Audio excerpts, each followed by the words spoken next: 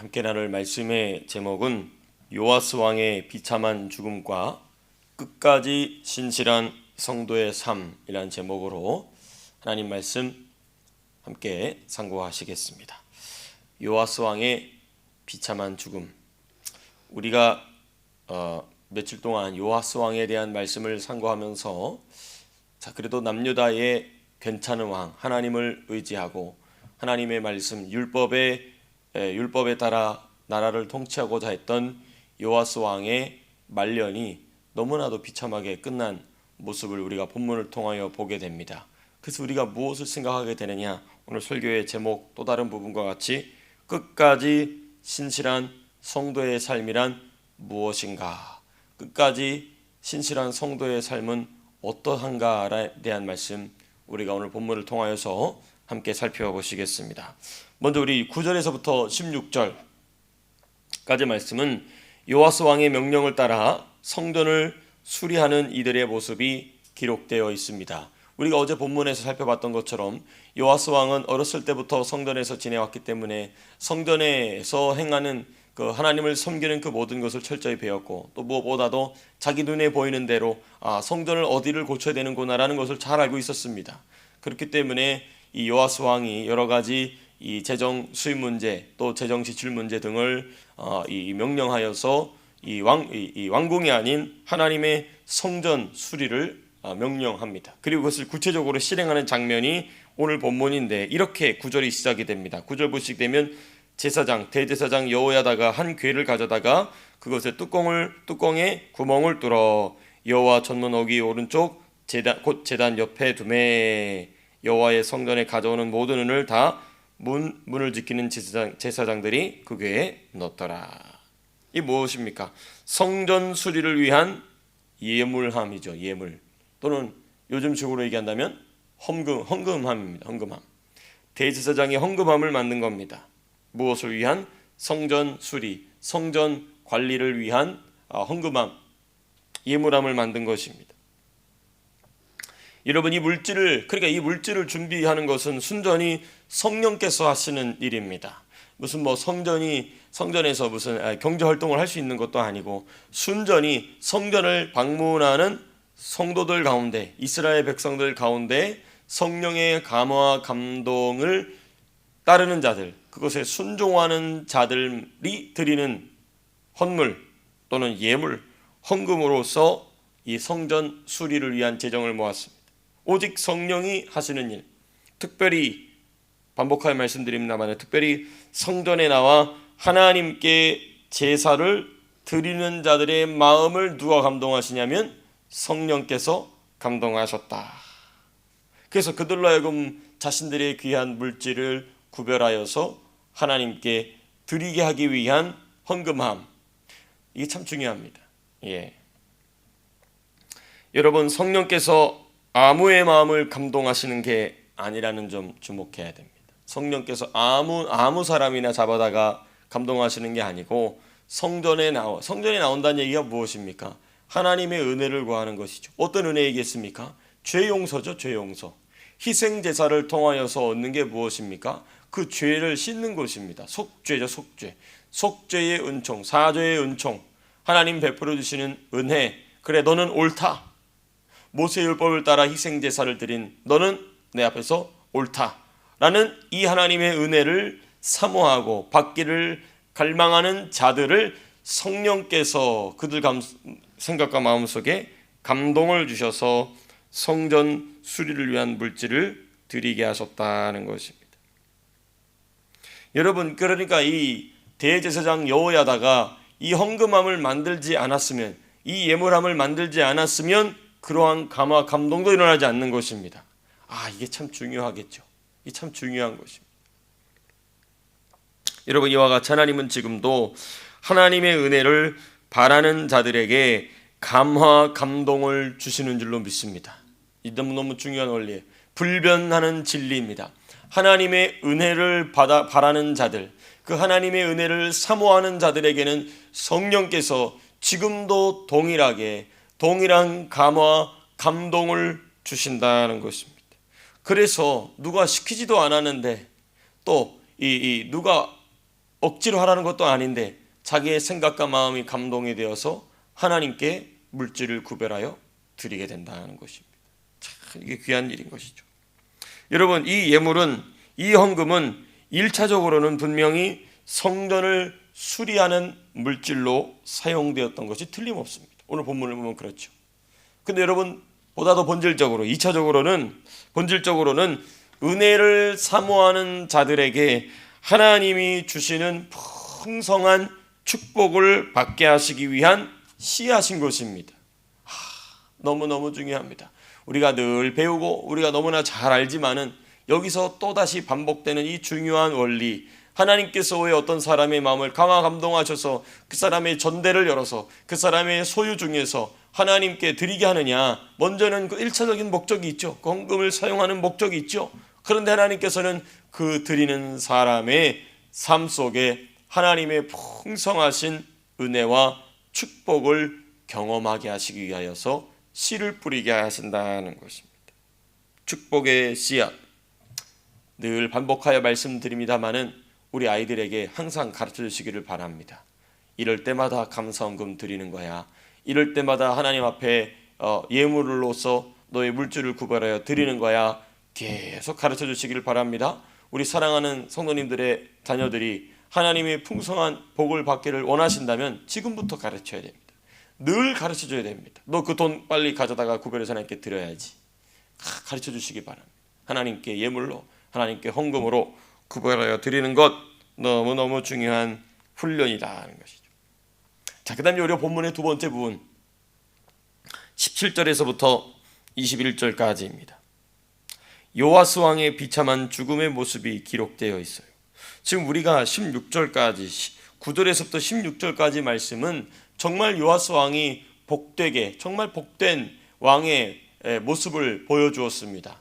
그 하나님과 왕과 백성이 맺은 그 중요한 그 언약을 위정자로서 너무 잘 감당하고 있었습니다.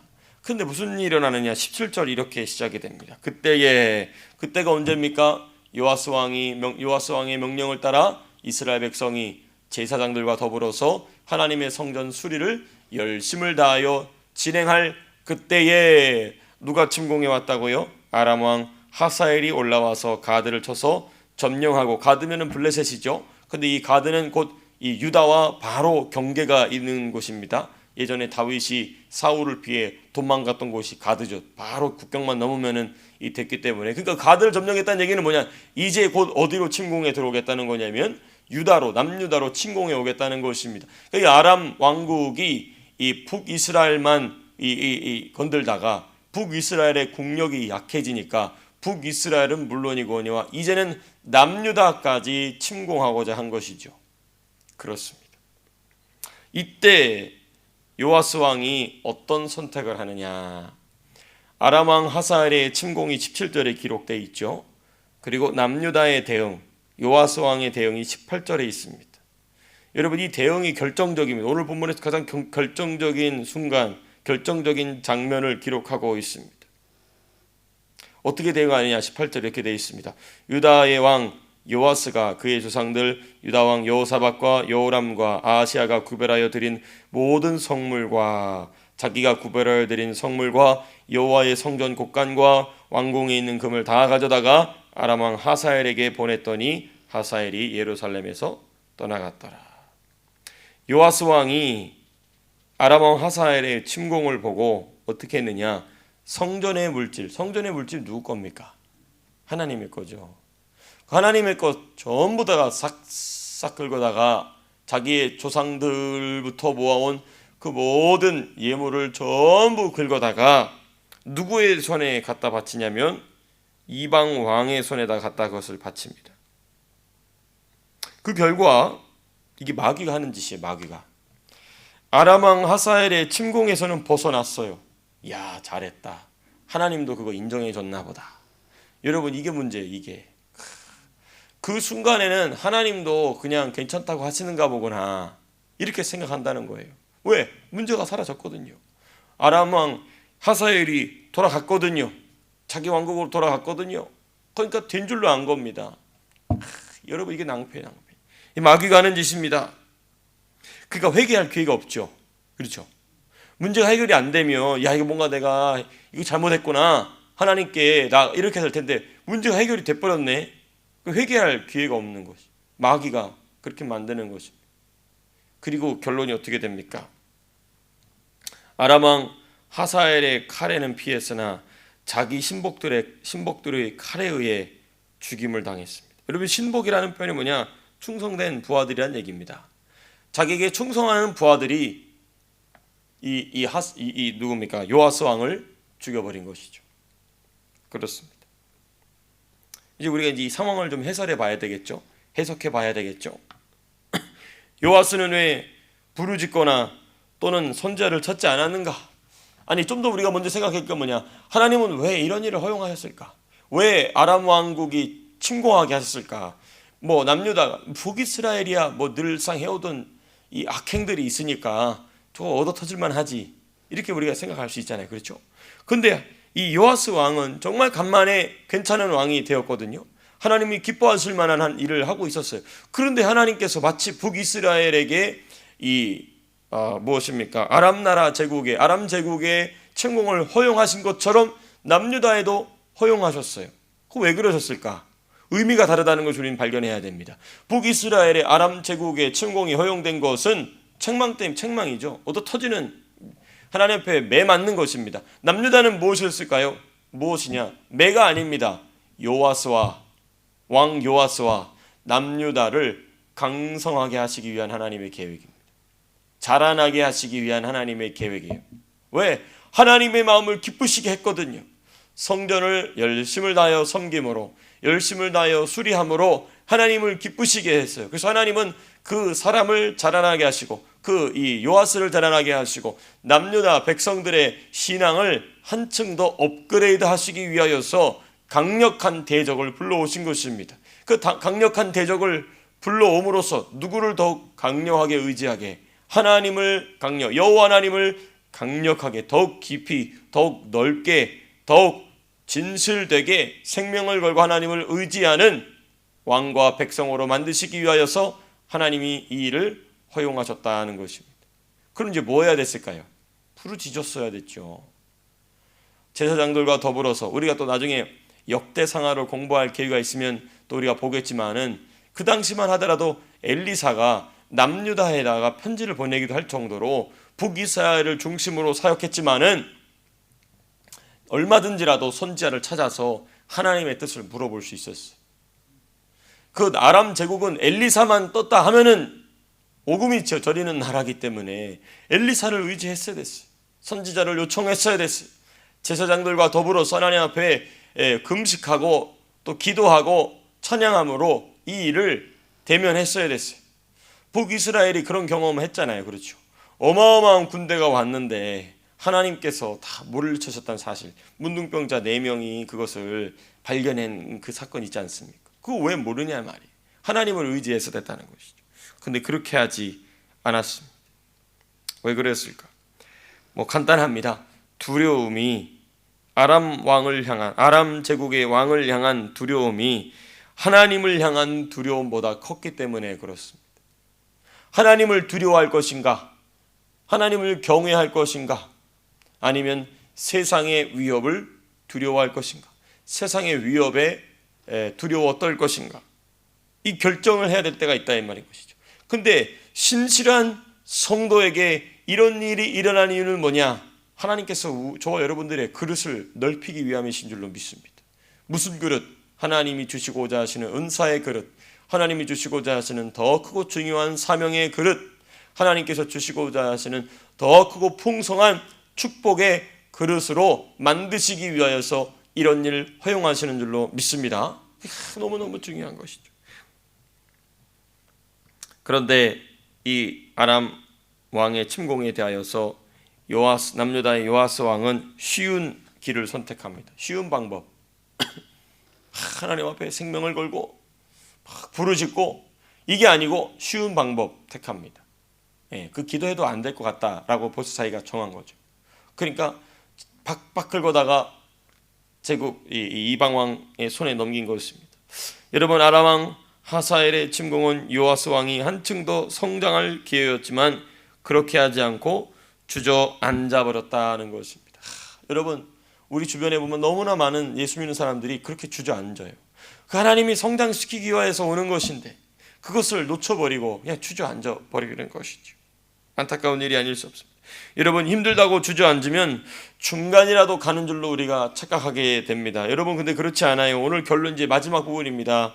성전의 물질, 하나님의 소유를 가져다가 엉뚱한 곳에 쓴 요아스 왕처럼 자신의 소유와 시간 다 누가 주신 겁니까? 하나님 주신 거예요.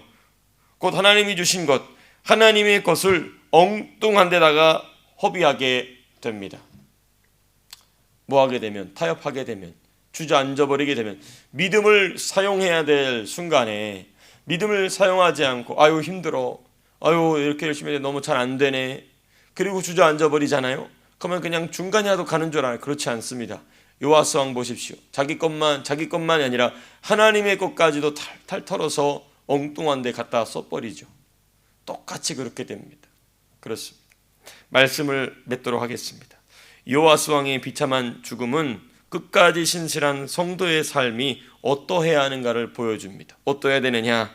주저앉지 아니하고 어려운 일이나 고난이나 괴로움이나 중대한 믿음의 결단을 하게 되었을 때에 주저앉지 아니하고 믿음으로 믿음의 승부를 하게 되시기를 축복합니다. 그러면 하나님께서 새로운 일을, 새로운 축복을, 풍성한 은혜와 축복을 주실 줄로 믿습니다. 그 모든 하나님의 풍성하심을 받아 누리는 하나님께서 주시는 복된 인생, 복된 신앙의 여정 되시기를 주님의 이름으로 축복합니다. 제 기도하고 마치겠습니다.